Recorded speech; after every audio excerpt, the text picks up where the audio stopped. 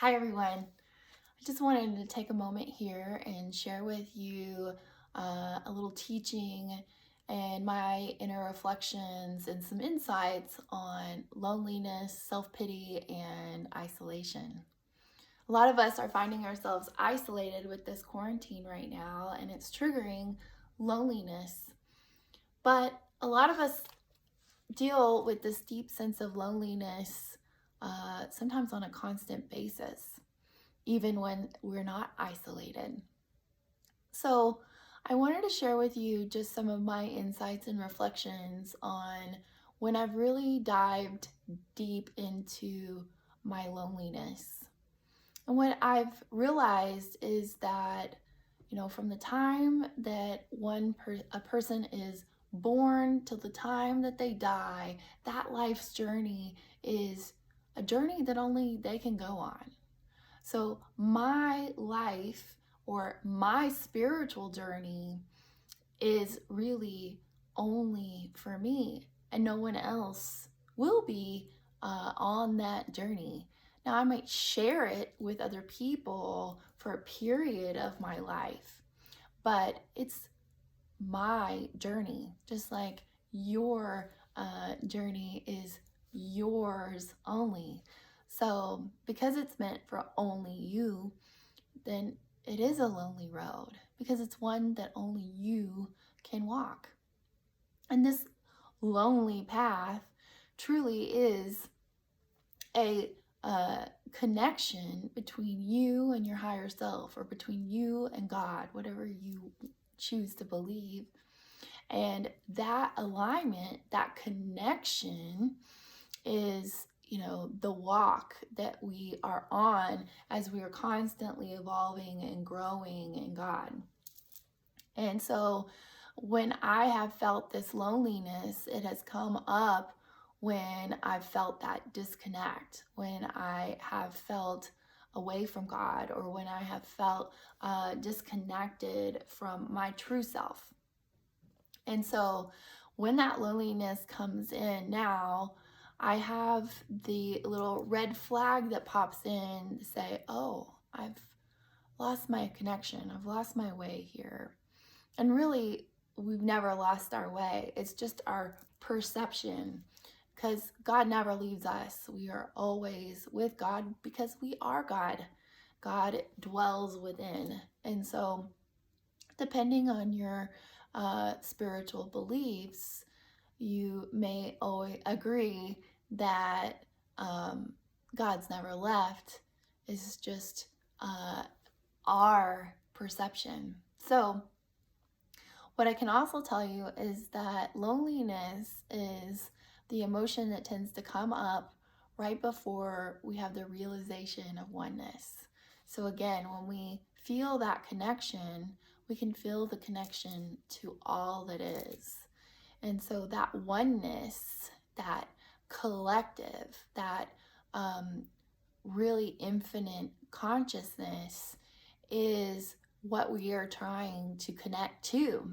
And so when we feel the loneliness, it's kind of what comes in first before we have the realization that we are whole, that we are one, that we are aligned, that we are connected. So if you're feeling that loneliness, you may this may help you to help transform or just see the flip side of that emotion. The other thing that tends to be under loneliness that keeps us in that perspective is self-pity. Self-pity is ego structure. It's a mask that comes in that can really kind of keep us held in that ego space, or that place where we feel very limited, so we cannot expand our perception of who we are into that infinite self. So when we are feeling that self-pity, the self-pity tends to arise from our needy, abandoned, wounded child. And I say child because as children, we tend to be very self-centered. and that's because children have to be self-centered. It's about survival. Everything is about them, about if they're going to get their needs met. And so we all have this needy, abandoned, wounded child within ourselves that self-pity kind of brings out of us. So some things that I want to share with you about this self-pity mask is that when we have that self-pity mask, it makes it really difficult for us to examine ourselves and for us to really see reality for what it truly is, for us to really realize that oneness and to really realize that we are always whole. It's just changing that perception.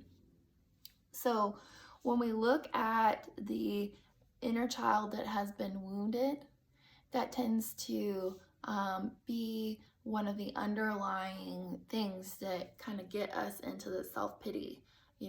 Because such and such and such happened to me as a child, then that particular issue tends to come up. It's our wounding. The other thing is, the being extremely needy. That neediness is something that is a void, a need for love that is never satisfied. And it's because we were not taught how to love ourselves. And so we seek love from outside of ourselves to fill that void. And it will never fill that void, no matter who or what way or how we get it, because the only thing that can fill that void is God's love, and that is our love that we choose to give to ourselves.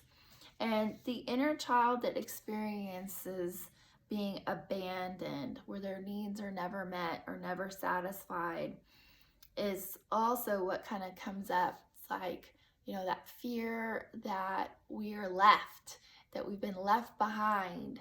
That comes from also feeling that loneliness, like we've been isolated, that we're all alone, that our needs will never be met, that when we ask for what we need, we're going to be left behind.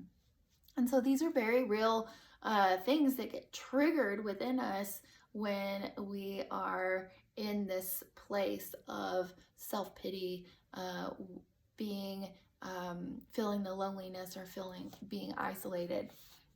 And so some of the things that I have come across that have helped me to kind of shift out of that self-pity attitude is to kind of go into that place where I can get out of like codependent behavior, where people, their emotions tend to dictate what mine are, or where I have severely let down my boundaries or my standards just so that I can fill that need.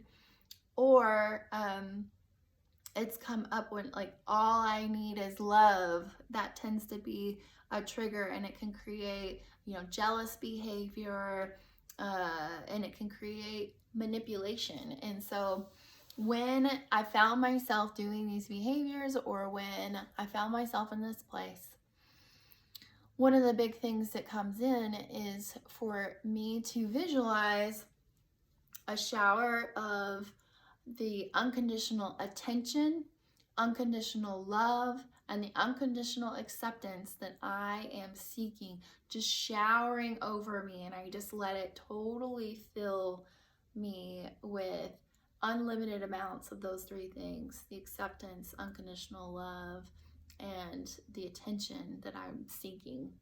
And then I really dive into my self-care practices, because it's the wounded, needy, abandoned child that is crying out. And so just like you would want to take care of a child, or like you would have wanted to be taken care of when you were a child, you go in and you ask yourself, what is it that you're really needing? And you give that to yourself. And so these self-care practices, giving yourself more attention, really giving yourself more presence, giving like presence as in being real or truthful about what your thoughts are, your feelings are, what the situation is, except etc. etc. etc. instead of presence. Although your self-care may be giving yourself the gift. Um, you also want to dive into eating healthy, getting enough rest, journaling, exercising. All of these are great ways to help you get out of self pity.